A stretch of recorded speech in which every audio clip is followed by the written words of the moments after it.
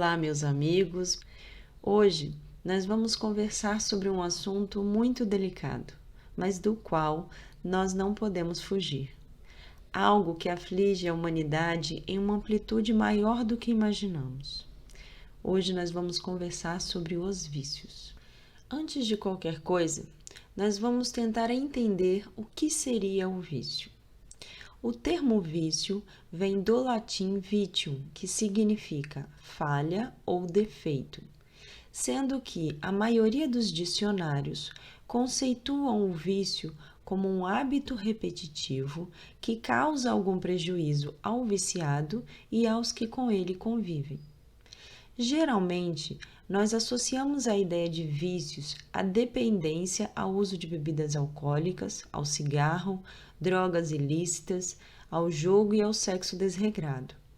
No entanto, o vício vai muito além disso. A antropóloga cultural norte-americana Margaret Mead trata o vício como o inverso da virtude, sendo que, segundo ela, a virtude é quando se tem a dor seguida do prazer, enquanto o vício é quando se tem o prazer seguido da dor. Esse conceito pode parecer estranho para alguns, mas, se raciocinarmos com cuidado, ele faz total sentido, pois as virtudes seriam os aprendizados que são alcançados à medida em que passamos pelas experiências e superamos as nossas deficiências. Como em nosso patamar evolutivo atual, nós acreditamos aprender mais pela dor, isso explica porque a virtude seria o prazer que segue a dor. Nesse contexto, o vício seria algo que, de alguma forma, traz um prazer momentâneo, o que faz com que o indivíduo repita o seu uso, tentando obter essa mesma sensação, sem se dar conta ou menosprezando a dor que ele traz. Nesse ponto, podemos nos perguntar: por que alguém faria algo que lhe traz prejuízo físico e emocional? Prejuízo esse que pode levar um indivíduo à morte, o que, segundo o que aprendemos com a história de vida de André Luiz no livro Nosso Lar, de Chico Xavier, seria um suicídio involuntário. Observando a situação de forma seca e fora de contexto, realmente não faria sentido, pois, segundo a resposta da pergunta 702 do Livro dos Espíritos, o instinto de conservação é, sem dúvida, uma lei da natureza, e todos os seres vivos o possuem, qualquer que seja o seu grau de inteligência. Instinto esse que, segundo a resposta da questão 703, foi nos dada por Deus, porque todos têm que concorrer para o cumprimento dos desígnios da providência divina, e por isso temos a necessidade de viver, uma vez que a vida é necessária ao aperfeiçoamento dos seres. Por outro lado, devemos compreender que, mesmo sabendo dos riscos, aquele que é adepto de um comportamento vicioso não o faz buscando a dor, muito pelo contrário. Esse tipo de comportamento geralmente está ligado à tentativa racional ou irracional de obter alívio a algo que incomoda. Assim, o vício é usado por nós como uma espécie de muleta, na qual nos amparamos na tentativa de aliviarmos as nossas dores físicas ou emocionais, podendo, portanto, ser considerado como uma forma de fuga, para não termos que lidar com as nossas dificuldades mais profundas. Compreendam que quando eu falo sobre fuga, eu não estou dizendo que todas as pessoas conscientemente estão tentando se livrar da responsabilidade de trabalhar as suas dificuldades, pois existem algumas que ainda não conseguem enxergar ou compreender essas dificuldades. De forma alguma, nós podemos generalizar e dizer o que realmente leva alguém a abraçar um comportamento vicioso. Contudo, podemos levantar alguns exemplos. O primeiro exemplo seria a nossa necessidade de aprovação. Todos temos o desejo natural de recebermos a aprovação daqueles que convivem conosco. Mas isso se torna mais intenso quando, de alguma forma, sentimos que não fazemos parte do mundo em que vivemos. Nesse caso, a nossa baixa autoestima e o medo de não sermos aceitos ou benquistos pelas pessoas ao nosso redor pode, infelizmente, fazer com que tomemos certas atitudes que podem mais tarde nos levar aos vícios. O fato de não estarmos contentes conosco e o nosso hábito de sempre estarmos nos comparando com os outros pode nos dar a falsa ideia de que temos que repetir o comportamento daqueles que nos rodeiam, na tentativa de nos encaixar em um determinado grupo de pessoas e, portanto, de sermos aceitos e queridos por elas. Devemos lembrar que essa necessidade de aprovação pode ser sutil, pois nem sempre nos damos conta de que a alimentamos. Cedemos a determinados comportamentos porque queremos ser como os outros, ou por estarmos curiosos sobre a sensação que os outros têm quando agem de determinada forma. Por exemplo, se todos os meus amigos bebem para socializar, por que eu não faria o mesmo? Se todas as pessoas mais interessantes e queridas ao meu redor fumam, por que eu também não posso fumar? Pode parecer estranho que alguém seja influenciável a esse ponto, mas isso é mais comum do que imaginamos, principalmente quando temos dificuldade em nos aceitar como somos. Além disso, principalmente na infância e na adolescência, queremos seguir os passos daqueles que consideramos os nossos exemplos de vida, seja dentro da família ou ao que é vinculado na mídia, os quais, infelizmente, muitas vezes têm esses comportamentos viciosos. Todos queremos ser amados e sentir que fazemos parte de um grupo ou de uma família. Contudo, devemos compreender que a pessoa que mais deve nos amar somos nós mesmos. Assim, antes de cedermos à pressão daqueles que nos rodeiam, ou de abraçarmos um comportamento apenas para sermos como os outros, devemos lembrar que toda ação tem consequências e, portanto, precisamos avaliar se as atitudes que tomaremos serão benéficas a nós e se estão de acordo com o que acreditamos ser certo. Um segundo exemplo de situação que pode nos levar a comportamentos que podem desencadear em vícios é o desejo de anestesiar as nossas dores. Quando somos tomados por situações de grande dor emocional, podemos buscar algo que nos faça esquecer essa dor. Quem nunca disse ou ouviu a frase: "Vou beber para esquecer os meus problemas"? Bom, até podemos esquecer os problemas quando bebemos, ou quando usamos outras substâncias. Contudo, será que os problemas desaparecerão? As dores emocionais geralmente vêm à tona quando somos confrontados com os tais problemas que tanto queremos esquecer. Porém, assim como as dores físicas, as dores emocionais são alertas de que algo está errado e que deve ser trabalhado em nosso ser. Quando buscamos anestesiar a dor, nós não encontramos a cura, apenas deixamos de sentir a dor por algum tempo. Os motivos que geraram essa dor continuarão existindo e, cedo ou tarde, a dor vai voltar, e geralmente de forma mais intensa. Dessa forma, embora o uso de comportamentos equivocados em busca de esquecer as nossas dores emocionais possa ser uma forma de tentarmos conseguir o alívio, ele será momentâneo e pode trazer ainda mais dores para a nossa vida, visto que esses comportamentos terão consequências, as quais possivelmente não serão agradáveis.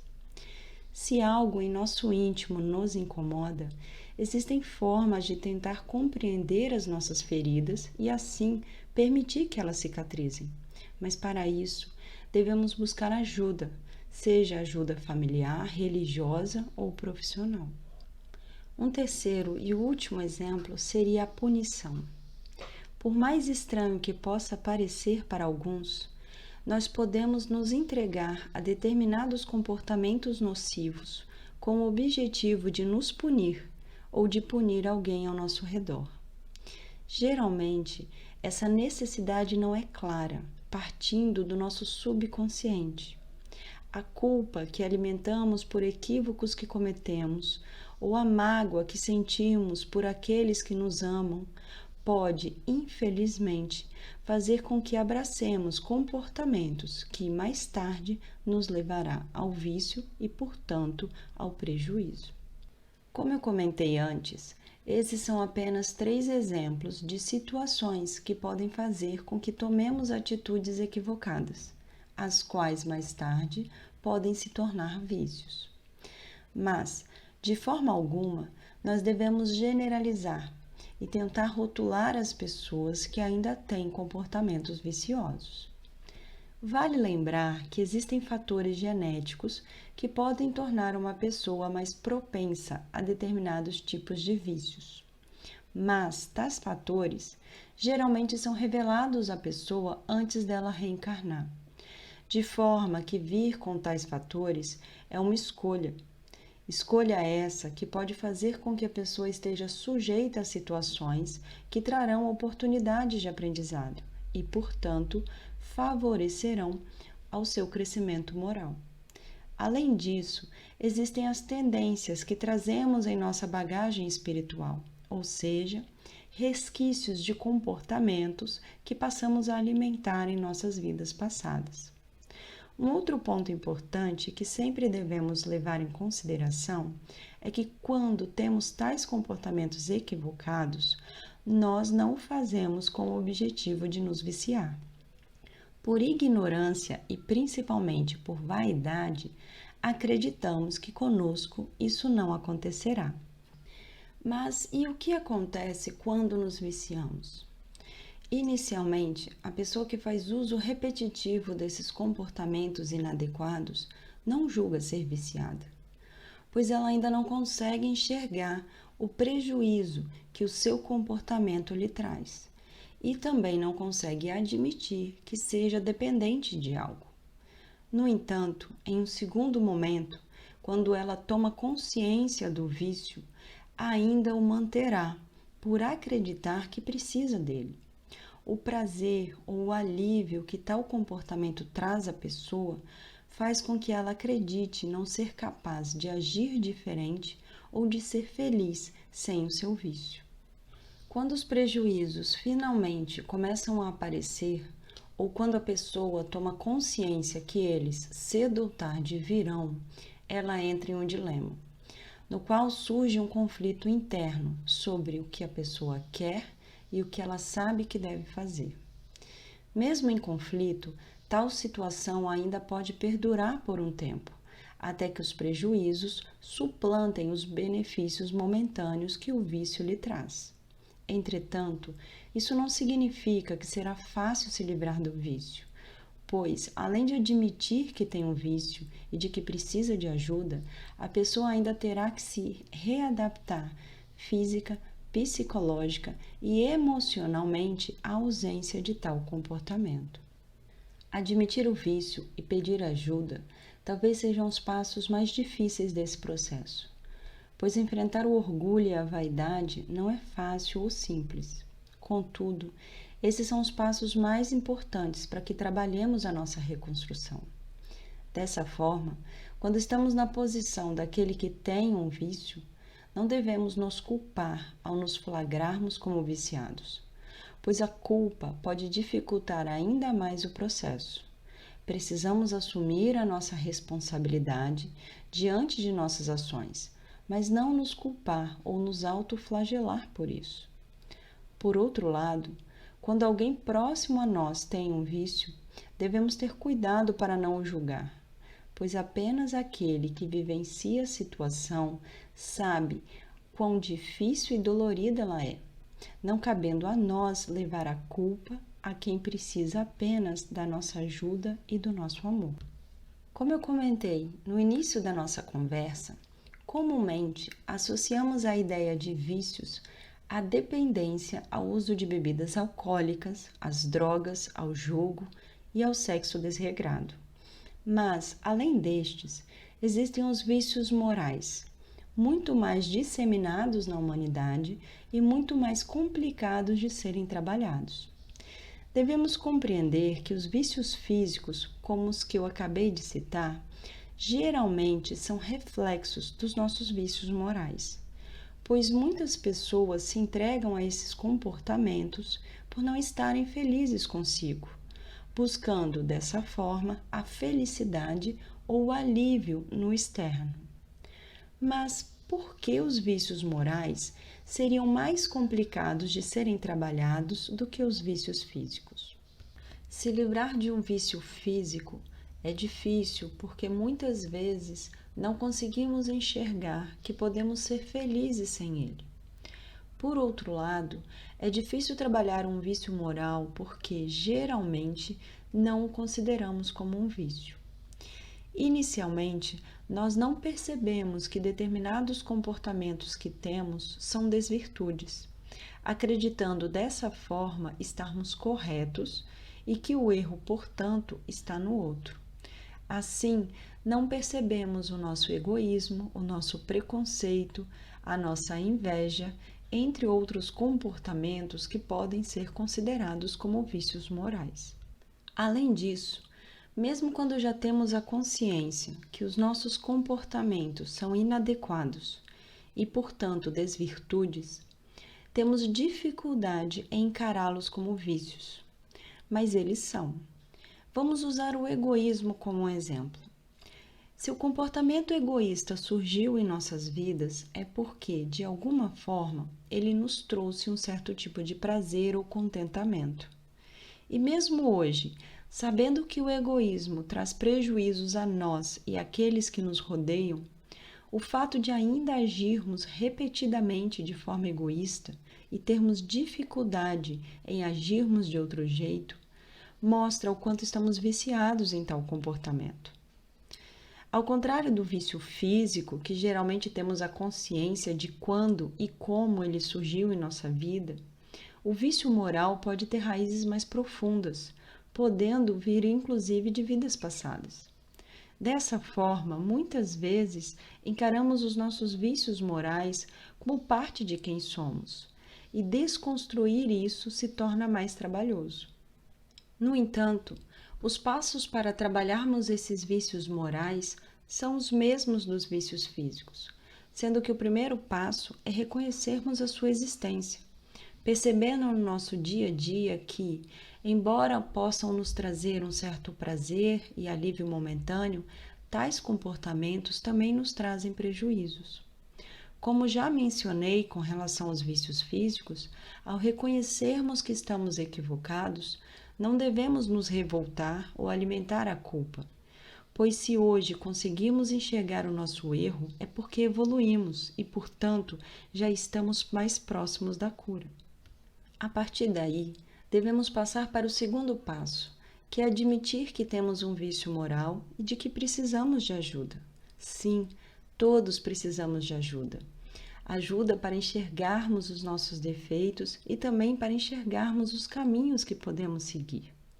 Os próximos passos também são semelhantes aos que devemos tomar com relação aos vícios físicos, que seria trabalhar diariamente em busca da mudança, sabendo que toda mudança é um processo gradual e contínuo e que, portanto, recaídas poderão acontecer. Mas isso não nos impede de persistir e perseverar. A cura de todo vício se trabalha um dia de cada vez. Retomando, no início da nossa conversa, quando eu comentei sobre o conceito de vício e virtude, lembre-se que as virtudes seriam os aprendizados que são alcançados à medida em que passamos pelas experiências e superamos as nossas deficiências. Dessa forma, se encaramos os vícios como deficiências, podemos então concluir que eles, embora devam ser evitados, também são ferramentas para alcançarmos as nossas virtudes. Percebam que as nossas virtudes são resultado de superarmos as nossas dificuldades e, portanto, ao nos dedicarmos a vencer os nossos vícios físicos e morais, estamos angariando virtudes. Contudo, nunca devemos esquecer que toda ação tem consequências, as quais podem ser desagradáveis. Assim, devemos evitar ao máximo os comportamentos viciosos. Como descrito em Mateus capítulo 18, versículo 7, Jesus nos disse: Ai do mundo por causa dos escândalos, porque é mister que venham os escândalos, mas ai daquele homem por quem o escândalo vem. Que possamos trabalhar então a nossa paciência, a nossa caridade e o nosso amor ao próximo e a nós mesmos, evitando julgar e condenar a nós e aqueles que nos rodeiam pelos vícios que ainda portam, mas nunca fugindo da nossa responsabilidade e sempre buscando o melhor caminho. Eu agradeço a todos que me ouviram até aqui. Fiquem na paz de Cristo